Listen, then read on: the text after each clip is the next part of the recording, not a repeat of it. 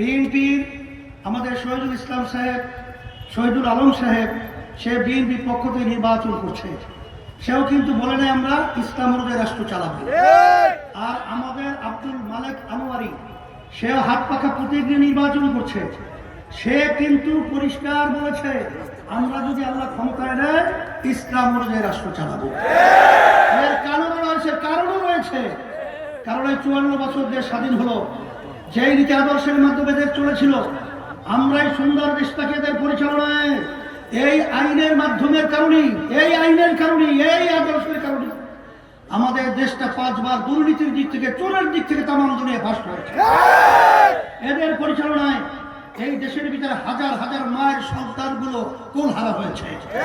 এদের পরিচালনায়, এই আইনের কারণেই এই দেশ থেকে টাকাগুলো বিদেশে পাচার হয়ে বেগুন পড়া তৈরি হয়েছে।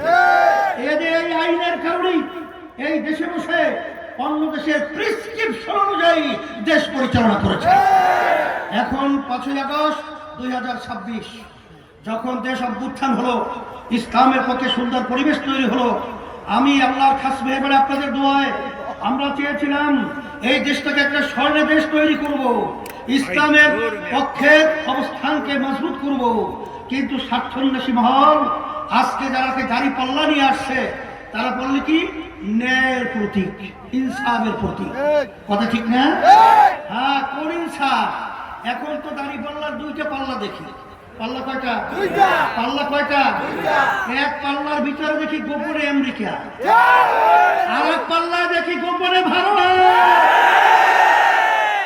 আমরা বাংলাদেশের মানুষ, আমরা আমেরিকার ইনসাফ দেখতে চাই না, আমরা ভারতের ইনসাফ দেখতে চাই না, আমরা ইসলামের ইনসাফ দেখতে চাই।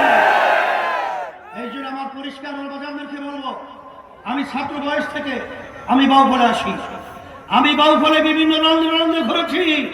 এই বাউফলের মাটি ইসলামের পক্ষের ঘাঁটি।